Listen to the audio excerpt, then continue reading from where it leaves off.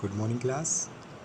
हमने back video में हमने क्या कंप्लीट किया था, लाइंस एंड एंगल स्टार्ट किया था, उसको इंट्रो स्टार्ट किया था लाइंस एंड एंगल्स के लिए।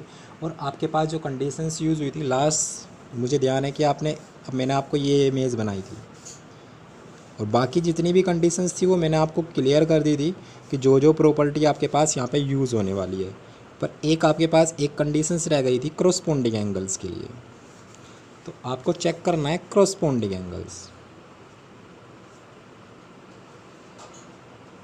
करस्पॉन्डिंग एंगल्स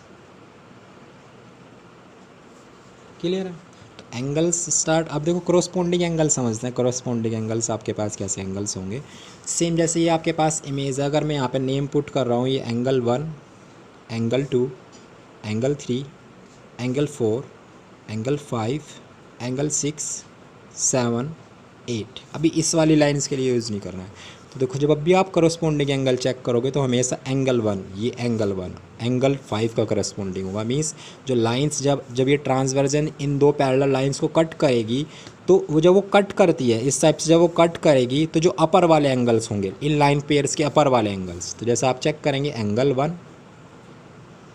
एंड एंगल 5, दोनों को आप क्या बोलेंगे, क्रॉसपॉन्डिंग एंगल्स और इक्वल होगी मेजरमेंट।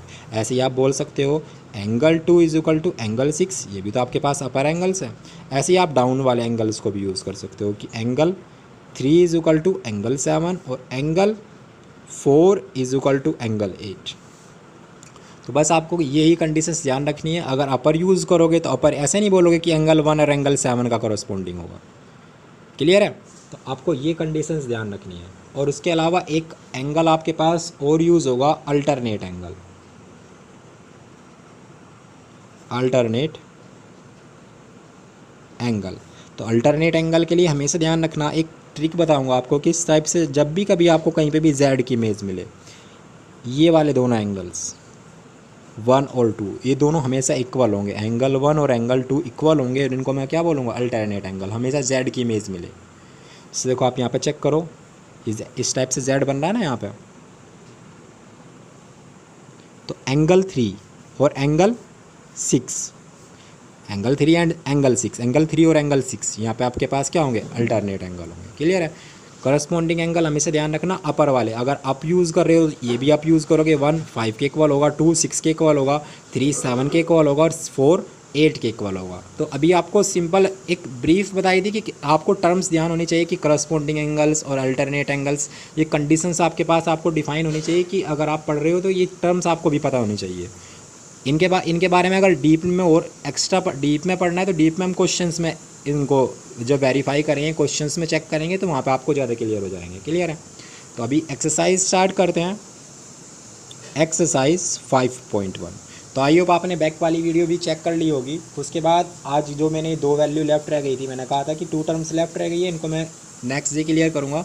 और उसके बाद ये दोनों टर्म्स मैंने क्लियर की, करस्पॉन्डिंग और अल्टरनेट एंगल। क्लियर है। उसके बाद फर्स्ट एक्सरसाइज 5.1 स्टार्ट करते हैं। तो एक्सरसाइज 5.1 में आप क्वेश्चंस चेक करोगे, आपके पास फर्स्ट क्वेश्चंस क्या गिवन दिया है, in complementary of each of following angles. तो हमेशा आप चेक करो आपके पास जितने भी इमेजेस गिवन है फर्स्ट क्वेश्चन में, जैसे फर्स्ट इमेज ये गिवन है, ये एंगल कितना गिवन दिया है, 20। ऐसे ही सेकेंड इमेज में जो एंगल गिवन दिया है वो कितना है, 63। ऐसी थर्ड इमेज में आप चेक करोगे, ये एंगल कितना गिवन दिया है, 57। इस टाइप से आपके पास एंगल गिवन दिए हैं। और आपको क्या फाइंड करना है, कॉम्प्लीमेंट्री एंगल निकालना है। Find the complementary of each of following. आपको कॉम्प्लीमेंट्री एंगल निकालना है। और मैंने आपको बताया था जब भी कॉम्प्लीमेंट्री की कंडीशन आएगी तो मीन्स दो एंगल्स का सम कितना होगा आपके पास, 90। दोनों एंगल्स का सम कितना होगा आपके पास, 90। और ये दो एंगल्स क्या होंगे आपके पास, कॉम्प्लीमेंट्री एंगल्स। और सेम मैंने क्या बताया था, एक की वैल्यू गिवन होगी तो सेम जैसे आप चेक करोगे, अगर आप चेक कर रहे हो तो एक ही वैल्यू आपके पास ये गिवन वैल्यू है। और ये सेकंड वाला क्या है, इसको आप कॉम्प्लीमेंट्री एंगल बोलोगे। भाई दोनों है तो कॉम्प्लीमेंट्री एंगल, बट एक गिवन है और सेकंड वाला फाइंड करना है। जब आप फाइंड करोगे तो एंगल बी के लिए आपके पास कंडीशंस क्या बनेगी, 90 subtract angle A.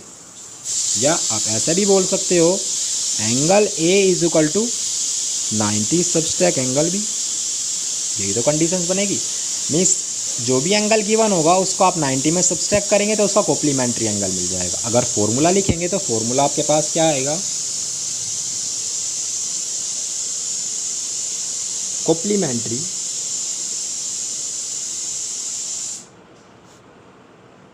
Angle is equal to 90 minus given angle,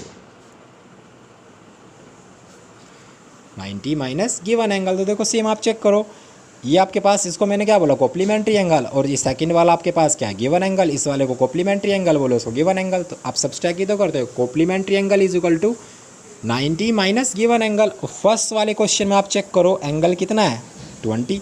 ऐसे ये सेकंड पार्ट दिया है और ये थर्ड पार्ट आपके पास गिवन दिया है, क्लियर है। तो सेम आप चेक करो, गिवन एंगल क्या है आपके पास, 20। जैसे आप फर्स्ट पार्ट में चेक करोगे, कॉम्प्लीमेंट्री शॉर्ट में लिख रहा हूँ, CA complementary angle 90 minus given angle कितना है आपके पास, 20। 90 कितना है आपके पास, 20। जब आप सब्सट्रैक्ट करेंगे तो कितना लेफ्ट आएगा, 70। That is your answer. इसी टाइप से आप बी पार्ट चेक करेंगे, कॉम्प्लीमेंट्री एंगल निकालना है। ये फॉर्मूला ईच क्वेश्चन में लिखोगे, complementary angle is equal to 90 minus given angle, clear है। देन आप चेक करेंगे 63, 90 माइनस 63, तो आपके बाद 90 को 63 में सब्सट्रैक्ट कर देंगे। तो जब सेम जब आप सब्सट्रैक्ट करोगे तो कितना लेफ्ट आएगा, 27। तो कॉम्प्लीमेंट्री एंगल कितना आ जाएगा, 27। इसी टाइप से जो थर्ड वाला पार्ट होगा वो आप सेल्फ से कंप्लीट कर लेंगे। सेम आपको उस एंगल को भी 57 को आपको सब्सट्रैक्ट करना है 90 में से, तो कितना आएगा, 33। तो कॉम्प्लीमेंट्री एंगल कितना आ जाएगा, 33। इसी टाइप से सेकंड क्वेश्चन चेक करोगे, सेकंड क्वेश्चन में आपको सप्लीमेंट्री निकालना है। सप्लीमेंट्री के लिए भी मैंने आपको बताया था कि एंगल ए और एंगल बी, अब की बार दोनों एंगल का सम कितना बन जाएगा, 180। दोनों एंगल्स का सम क्या बनेगा, 180। तो आप अगर सेम यहाँ भी वैल्यू निकालेंगे, अगर आप एंगल 1 की वैल्यू निकालेंगे तो 180 सब्सट्रैक्ट एंगल बी, या आप बोल सकते हैं angle B is equal to 180 subtract angle A. दोनों कंडीशन सेम होगी। तो यहाँ पे जब आप फॉर्मूला बनाएंगे तो आपके पास फॉर्मूला क्या बनेगा, सप्लीमेंट्री एंगल